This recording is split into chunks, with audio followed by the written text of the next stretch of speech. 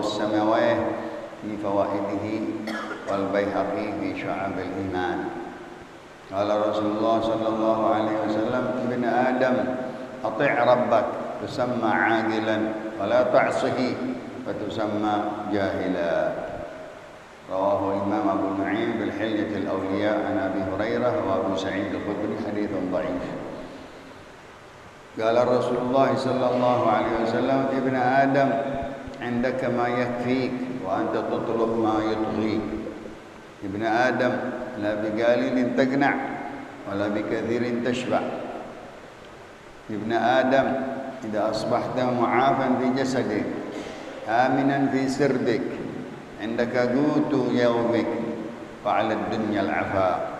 رواه إمام ابن عدي والبيهقي في شعب الإيمان عن عبد الله بن عمر بن الخطاب حديث صحيح.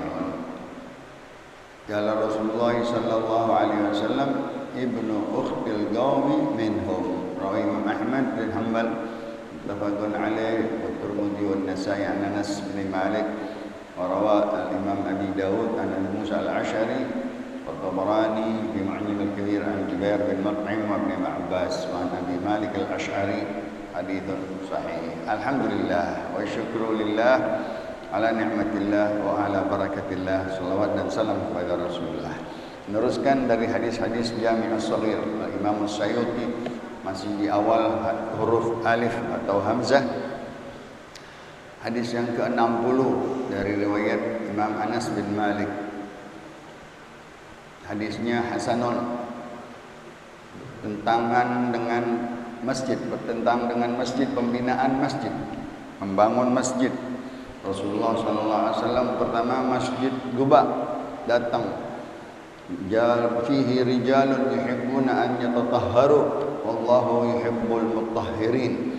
Masjid yang pertama Rasulullah singgah di kota Quba. Sebelum masuk ke dalam, Rasulullah membangun Masjid Quba, Masjid Jum'ah. Lalu Rasulullah masuk lagi ke dalam, ke kota Madinah, Rasulullah membangun Masjidun Nabawi. Nah, itulah asas yang Rasulullah SAW asaskan. La masjidun ussisa 'ala taqwa min awwali yaumin ahaggu an taquma fi. Dan masjid yang diasaskan, pondasinya dibangun dengan asas takwa, itulah hari yang bersejarah. Nah, masjidun ussisa 'ala taqwa min awwali yaumin, di awal harinya, hari diletakkan batu pertamanya dengan niat karena Allah, niat ibtigha'a mardatillah, mewakafkan tanah tersebut, ya, sebidang tanah untuk dibangun masjid, dan diletakkan batu pertamanya oleh Nabi kita, dan itu langgam seumur hidup, ya, pahalanya mengalir. Man bana lillahi baitan banallahu lahu baitan fil jannah. Siapa yang membangun satu masjid karena Allah, nanti Allah bangunkan dia satu rumah mahligai di dalam surga. Maka Rasulullah SAW, wattakhidhuha jumma, ambillah tempat tersebut tempat yang bersih, yang suci. Jadikan masjid itu suci, enggak boleh la sakhaba fiha, tidak boleh teriak-teriakan, tidak boleh ada kotoran, tidak boleh di situ tempat-tempat najis, ya, yang berdekatan. Ini juga zaman Nabi kita Muhammad SAW, tempat daripada WC atau toilet ini jauh. Nah, kita karena kecil tempat, ya, mungkin areanya ada yang di belakang, ada yang di samping, tetapi sudah jauh dari imam atau dari kiblat. Ya. Kebersihan di dalam masjid. Seseorang merbot masjid, bagian riwayat perempuan dan juga ada riwayat budak laki-laki, dia selalu membersihkan masjid, ya. Selalu dia gummul masjidah, tagummul masjidah, dia yang membersihkan masjid, ya.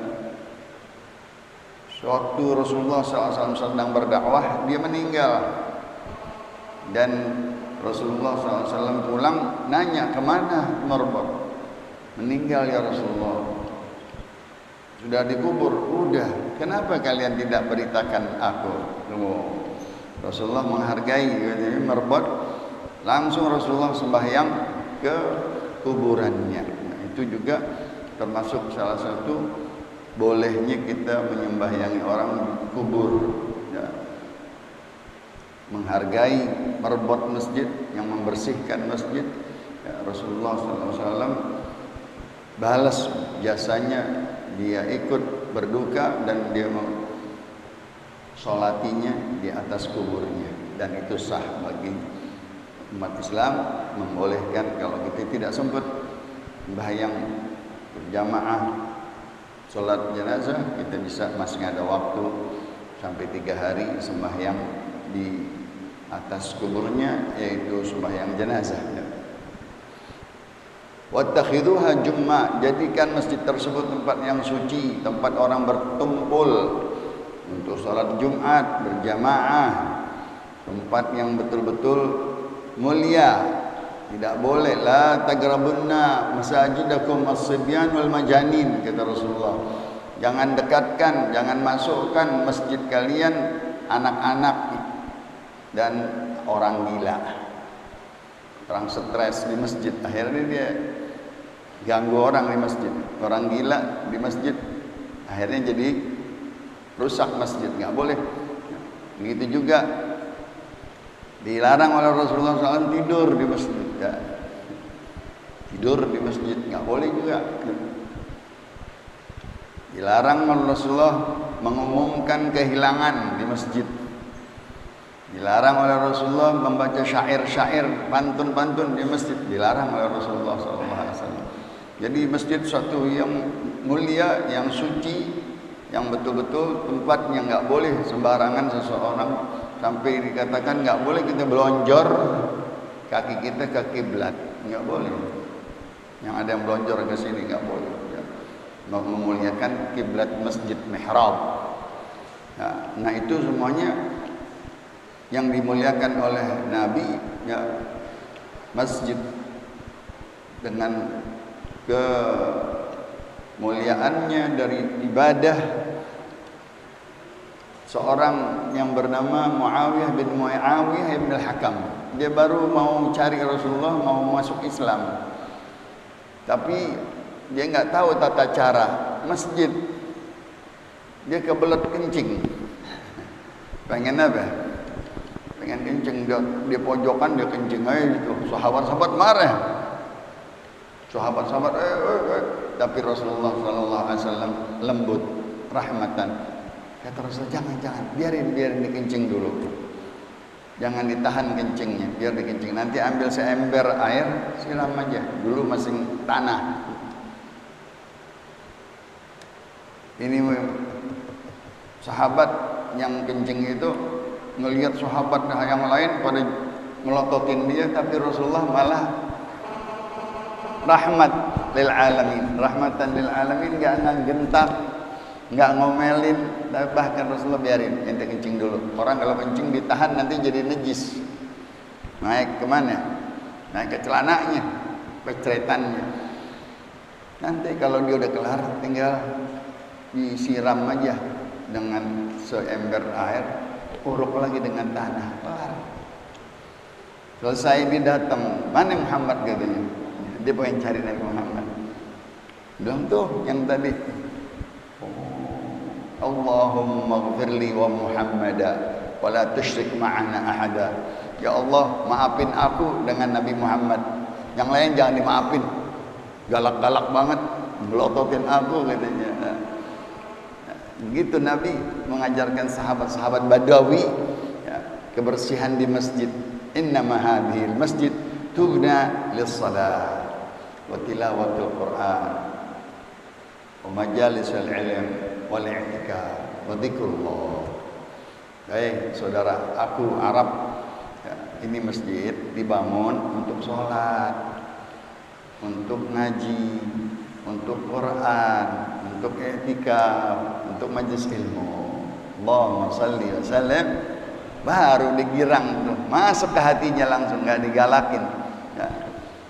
Wattakhidhuha jumma, jadikan masjid itu mulia, ya, terhormat, tempat suci, tempat yang mulia. Yang kedua, hadis riwayat dari Abdullah bin Abbas, kalimatnya sama, ada tambahan, wabnu madainakum musyarrafah. Mudun Madinah, Madinah Nabawiyah, Madinah Nabawi, kota Madinah, kota hijrahnya Rasulullah sallallahu alaihi wasallam. Bangun juga musyarrafah, terhormat, mulia juga negeri kita, ya, kota kita. Kota yang pertama-tama hijrah Nabi adalah Madinah. Untuk apa? Untuk dilihat ini kota Islam. Semboyan-semboyan sebelumnya Yathrib, Yathrib masing sebelum Islam. Rasulullah ganti dengan Madinah At-Tayyibah, Taibah, Madinah, mudun, dari kata-kata modern, baru. Bangun, indahkan negeri kita, indahkan kota kita, kampung kita kalau sekarang. Dengan apa? Dengan tumbuh-tumbuhan, dengan bunga-bunga, dengan jalan yang teratur. Diatur oleh Nabi. Madinah, pasar-pasarnya, jarak-jarak rumah dengan rumah diatur oleh Rasulullah SAW. Tempat-tempat yang mana di situ kosong diisi oleh Nabi. Tempat-tempat sahabat-sahabat berkumpul, diwaniyah boleh oleh Nabi. Diatur, ditata. Kalau kita sekarang tata kota, Nabi wali kota juga Nabi, masya Allah, ya, menggambar kalau gitu. Lokasi-lokasi itu diatur sama Nabi. Di kota Madinah setelah hijrah, Nabi mengatur kota Madinah dengan bagus, dengan rapi, ya, tempat-tempat sembahyangnya, tempat ibadahnya, dan kota-kota bangunan-bangunan bertetangga, berwarga, kebersihan, ada semuanya sama Nabi. Ya.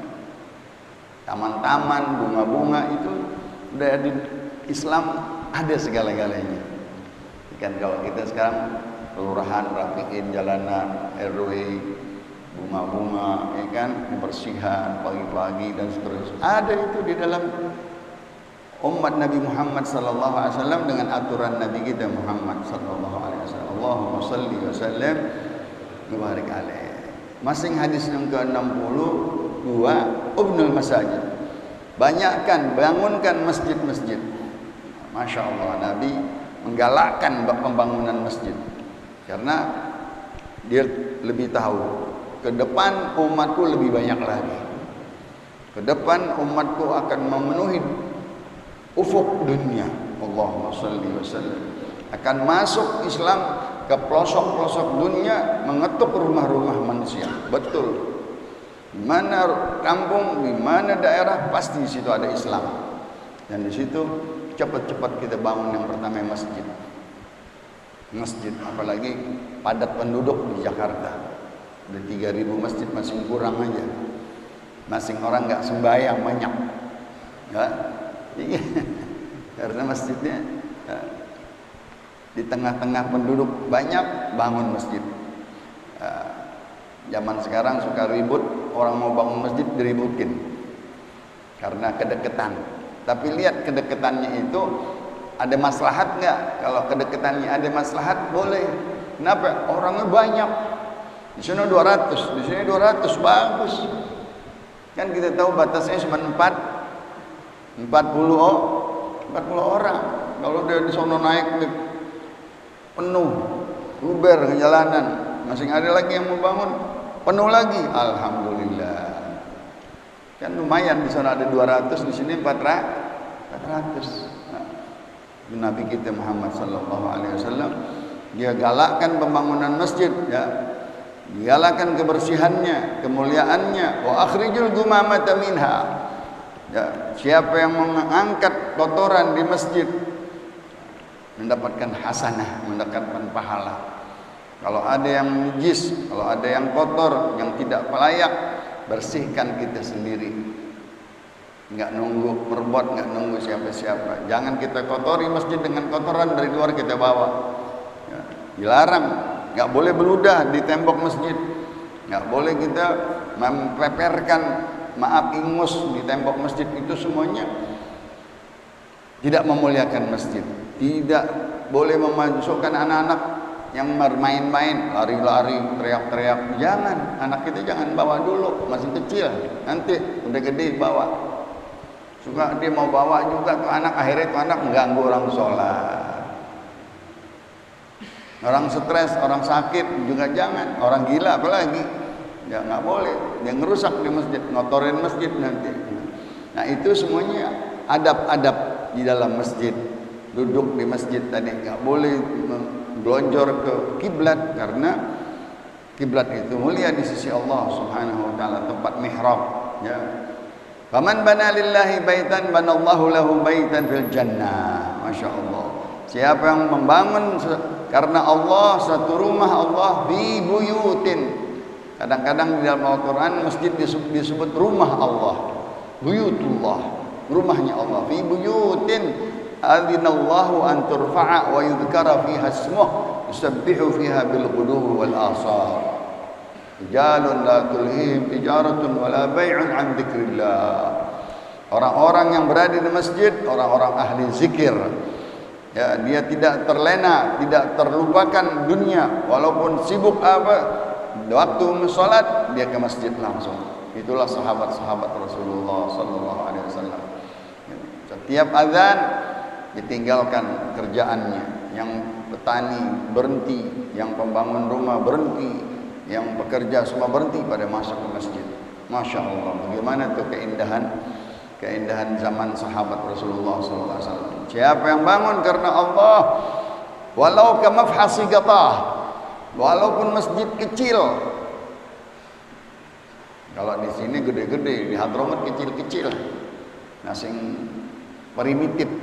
Kalau di Yaman, di Hadramut, di Tarim, masjid kecil-kecil. Karena lillahi ta'ala. Walaupun sekecil kandang burung, ya Allah, ibaratnya begitu.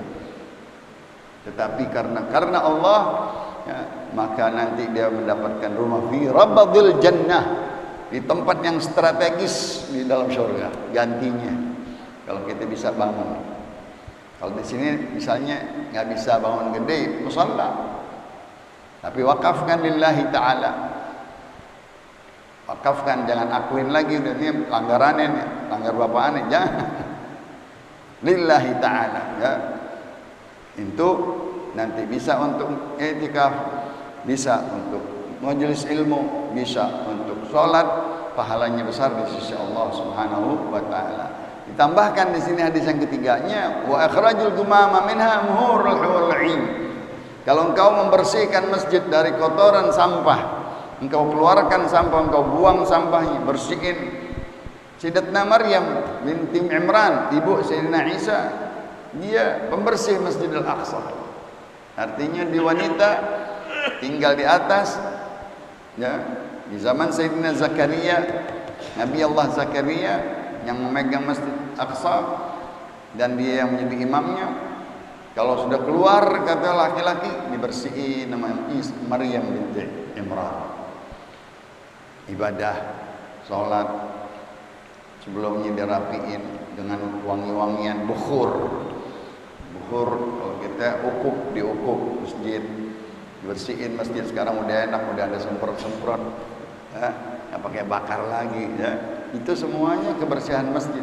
Dengan kebersihan masjid, dengan ibadah, niat dari bapaknya dan ibunya, kalau dapat anak laki-laki aku akan persembahkan, inni nadartu lirrahmani, ya, aku akan bernazar kalau aku dapat anak laki-laki aku akan serahkan untuk membersihkan Masjidil Aqsa. Dapat perempuan, dia lanjutin perempuan lebih mulia, yaitu Sayyidatuna Maryam binti Imran. Kemuliaannya katanya dari dia membersihkan masjid. Subhanallah. Jadi wanita yang paling mulia di zaman Bani Israel. Nah, Sayyidatu Nisa Bani Israel Maryam binti Imran. Apa dia? rajin di masjid, dibersihin masjid, dirapiin masjid, dibersihkan masjid di zaman-zaman dahulu. Ikhrajul gumamah, engkau mengeluarkan kotoran dari masjid, sampah, ya, itu tandanya apa? Muhur, mas kawinnya, maharnya, engkau mendapatkan bidadari surga. Masya Allah. Kita ini laki-laki menjadi merbot, menjadi pembersih, cleaner, ya, cleaning di masjid, itu dia akan mendapatkan bidadari surga. Masya Allah. Karena lillahi ta'ala dia membersihkannya, karena untuk orang sholat wangi, bersih, baik itu ubin, baik itu karpet, ya. Begitu juga tempat mihrab, tempat khutbah, tempat imam, dibersihin semuanya, rapiin, ya, karena Allah Subhanahu wa taala dia dijamin katanya kalau sudah dapat bidadari artinya bakal masuk surga. Nabi kalau ngejanjiin sesuatu di dalam surga artinya bakal masuk surga, udah dapat dia, udah meminang atau melamar maharnya daripada bidadari surga. Itu hadis-hadis 1, 2, 3 tentang masjid. Hadis yang baru 63, abinil gadah an fika thumma tanaffas. Adab minum. Rasulullah SAW kalau mau minum zaman dahulu gadah itu mangkok dibuat dari tempurung. Kalau kita tempurung kelapa, dari sono korma dibuatnya. Maka kalau minum itu Rasulullah SAW minumnya 3 kali napas. Minum sebentar, abin, jauhkan dikit, napas, balikin lagi ke kanan, dari kanan, minum lagi yang kedua, napas lagi. Bahkan pertama-tama bismillah, nanti di akhirnya alhamdulillah. Yang kedua bismillahirrahman, alhamdulillahirabbil alamin. Bismillahirrahmanirrahim, alhamdulillahirabbil alamin alladzi ja'ala al-ma'a 'azban furatan birahmatika wa lam taj'alhu 'azban milhan ujajan bidzunubina. Allahumma shalli wa sallim wa barik alaihi. Dia berdoa, minum dengan 3 kali napas, dijauhin, jangan bernapas di mangkoknya atau di gelasnya, jangan. Enggak bagus tuh. Napasnya di luar, karena ada bau dari perut, dari mulut, dari tenggorokan, jangan masuk ke tempat gadah itu seperti mangkok, ya, atau kayak kita gelas besar. Dan nafas, lalu engkau setelah minum sekali majjah, sekali sedotan, engkau napas. Karena di dalam hadis yang lain, syurbun nagas yut'ibul insan. Minum tenggak sekali agak sakit nanti di sini. Iya. Main boleh kalau lagi minum glok sebotol habis, airnya sakit di sini. Maka yang lebih bagus minum dengan 3 kali nafas. Jauhin ini ke kanan, ke nafas. Atau kita ucap seperti tadi, ya Allah, dengan namamu, ya, aku meminum dan bersyukur dengan kalimat alhamdulillah. Alhamdulillah rabbil alamin. Yang ketiga, alhamdulillah rabbil alladzi ja'alal ma'a 'azban furatan bi rahmatik. Ya Allah, engkau jadikan air yang suci, air yang bersih, yang enak, yang jernih dengan rahmat-Mu. Dan engkau tidak jadikan air ini asin, ya, dan tidak bisa diminum karena dosa-dosa kita. Kalau kita banyak berdosa, Allah akan robah air itu menjadi tidak bisa diminum karena dosa manusia.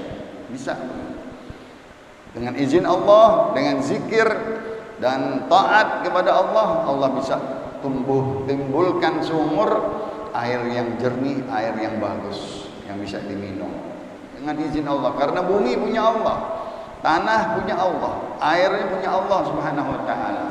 Enggak dapat air Di tempat yang orang susah dapat air, kalau tempat itu zikir, tempat itu ada orang-orang yang beribadah, orang-orang yang menyebut-nyebut nama Allah, di situ dia berselawat, di situ dia baca aurat, itu tanah bisa mengeluarkan air dengan izin Allah Subhanahu, bahkan airnya bagus lagi. Apalagi negeri kita gampang air. Di negeri luar negeri Arab air susah sekali.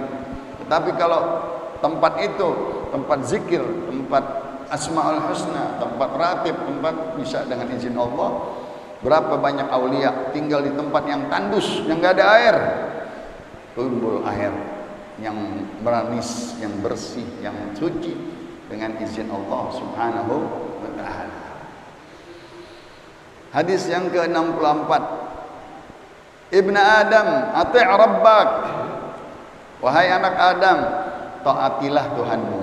Takun tusamma agilan. Engkau termasuk orang-orang yang berakal. Afala ta'qilun? Apakah kalian tidak berakal? Engkau diberikan rezeki, dihidupkan, ya, jadi manusia, anak Adam yang mulia, engkau tidak mengabdi kepada Allah. Engkau tidak taat kepada Allah, engkau tidak punya akal. Kalau engkau taat kepada Allah, mengabdi kepada Allah, dekat dengan Allah, engkau orang yang berakal. Kita diciptain, diberikan negeri, diberikan rumah, diberikan tanah, diberikan segala-galanya, tapi kita tidak sujud kepada Allah, tidak taat kepada Allah, tidak menjalankan ibadah, kita tidak berakal. Contohnya, binatang saja kalau dikasih air, dikasih minum, dia taat sama majikannya. Anjing dah kata-katanya.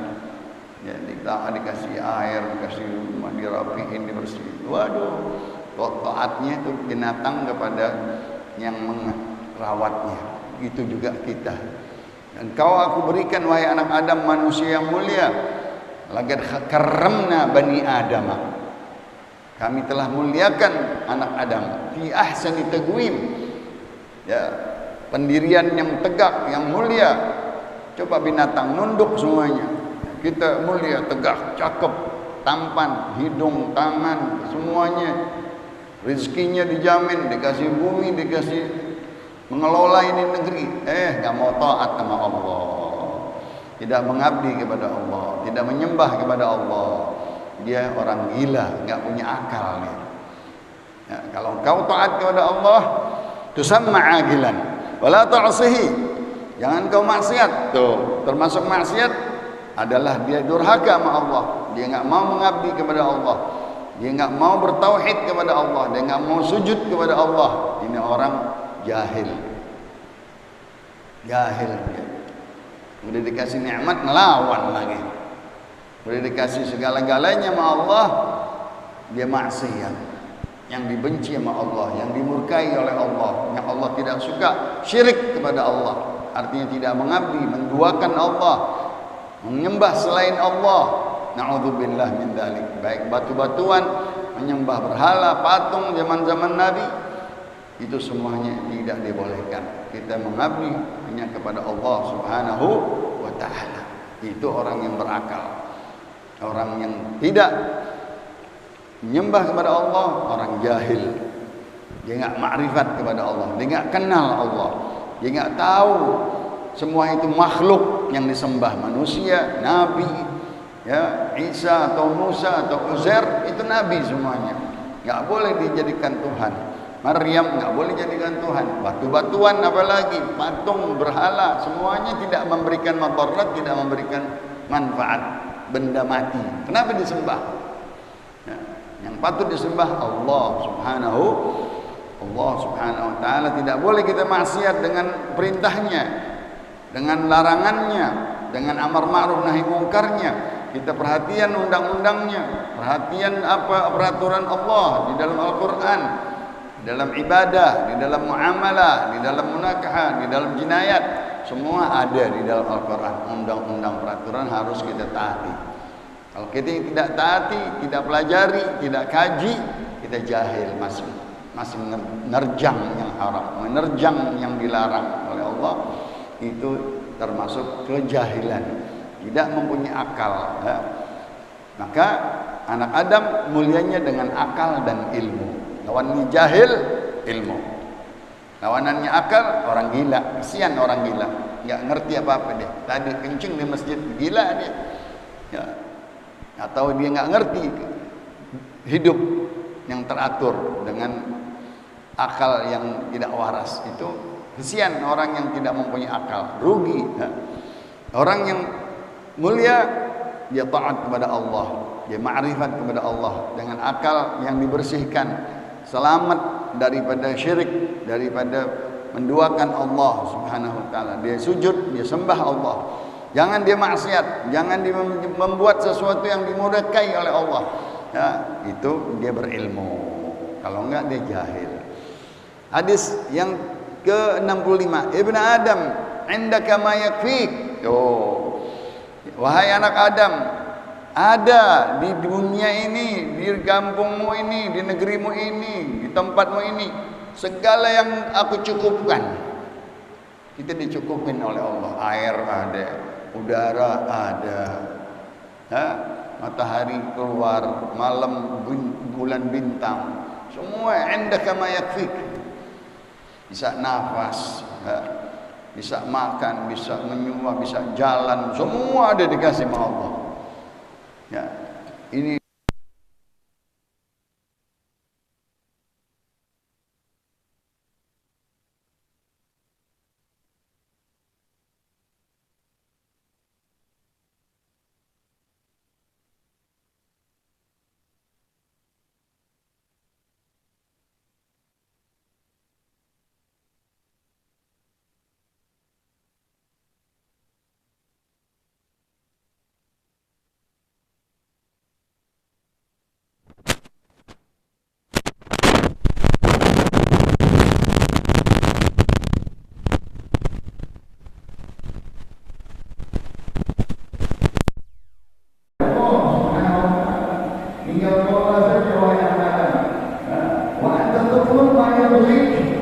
masih juga engkau katanya mencari meminta untuk menjadi tokoh kelewatan batas kesombongan. Kalau ini dari sana layak toh anda harus bumi dikasih cukup masih mau. Anak-anak dikasih satu lembah emas, dia pengen minta 2 lembah emas. Kalau dikasih 2 lembah emas, masih minta 3 lembah emas.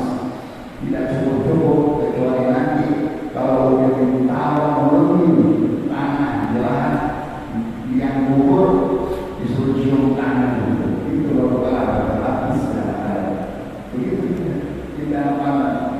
Jangan kau mencari sudah segala diberikan kecukupan, kau malah akan menjadi kesombongan dan kekayaanmu, nanti tidak bisa ibadah dengan kelebihan harta yang berlebihan, bisa maksiat, bisa berbuat mungkar, bisa menjadi syahwat, bisa menjadi muharramat.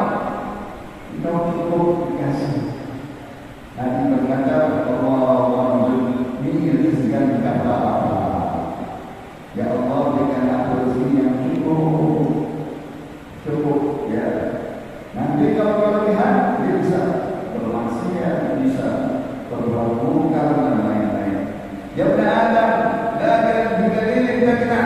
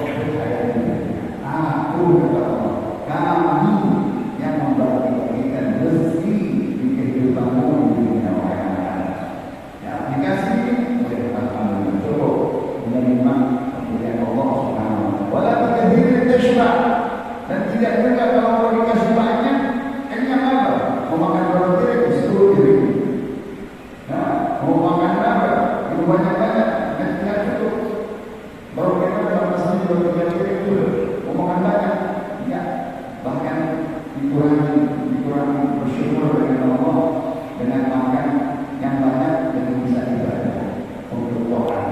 Niatin makan itu untuk Tuhan, untuk sholat, untuk ibadah, menjadi mubah, menjadi ibadah. Walau dikatakan tashbah, walau dikatakan ternak, yang sedikit saja kau tidak makan, apalagi yang banyak kau tidak menyampaikan. Ibn Adam, bila asbahta mu'abat bila sedek, wahai Adam, kalau di pagi hari engkau afiat di badannya, alhamdulillah sehat, alhamdulillah ahyana, badan amanatna wa badan bersyukur, alhamdulillah alladhi ja'ala mu'afan saliman fi jasad. Ya Allah, engkau bangunkan aku dari tidur afiat, enggak ada yang sakit. Coba kalau tidur langsung sakit, wah, tidur langsung sakit banget. Kita minta Allah selamat anggota kita.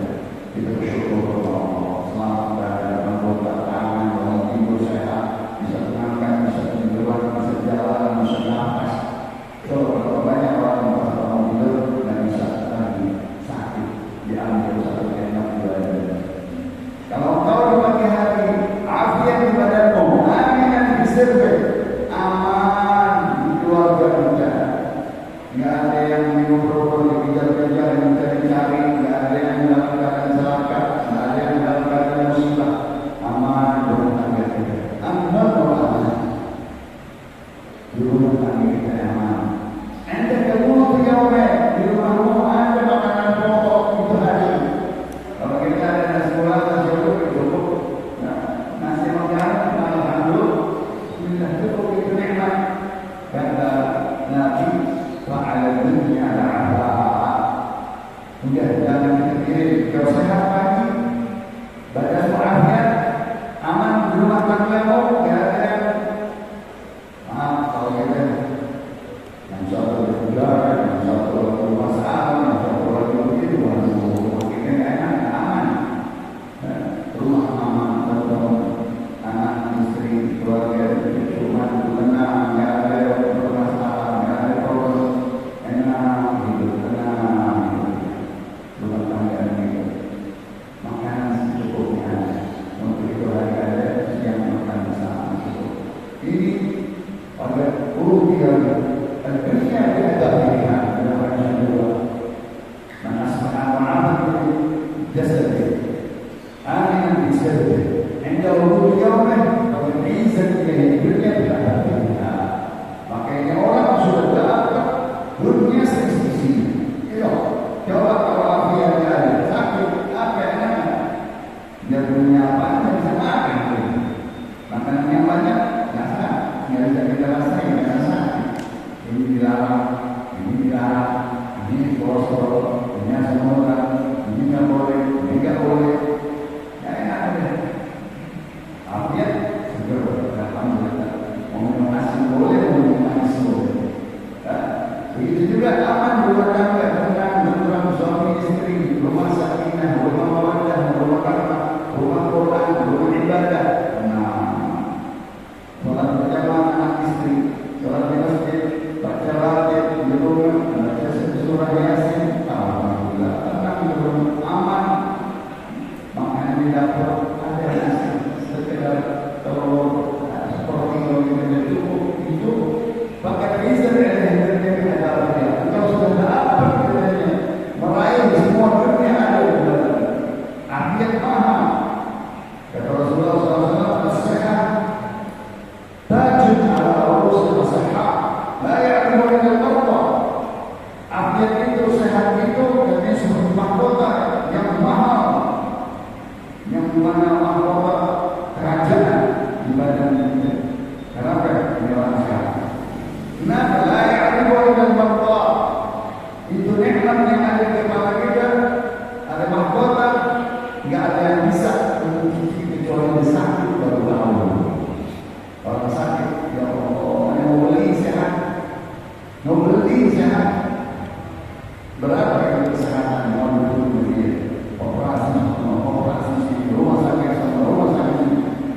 Jika saya alhamdulillah aman dan aman di rumah tangga, juga cukup dengan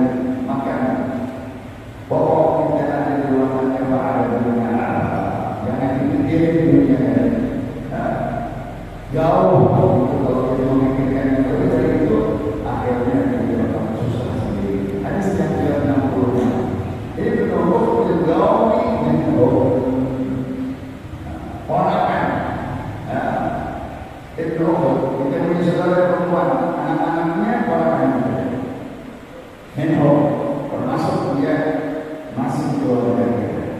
Karena ponakan darahnya masih ada darah dari ibu.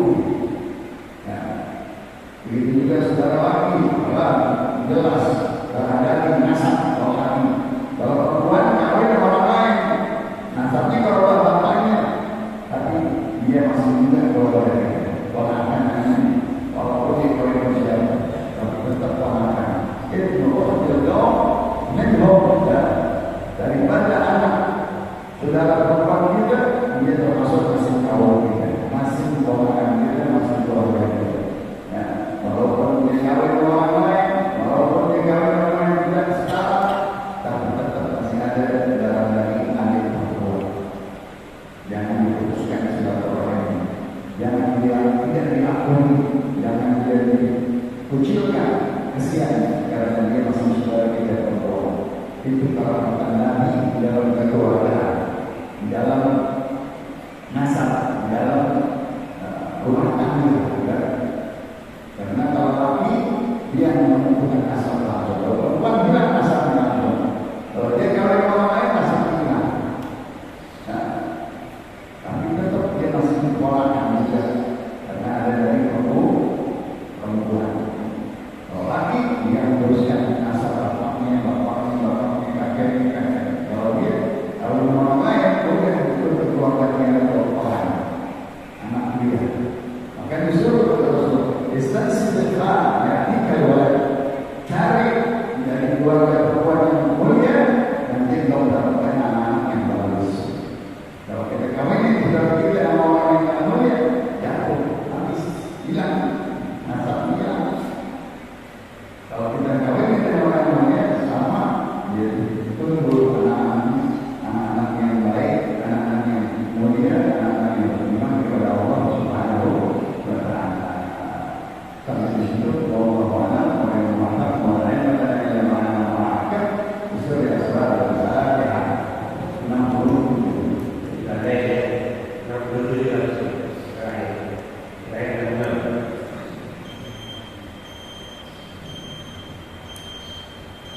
Ya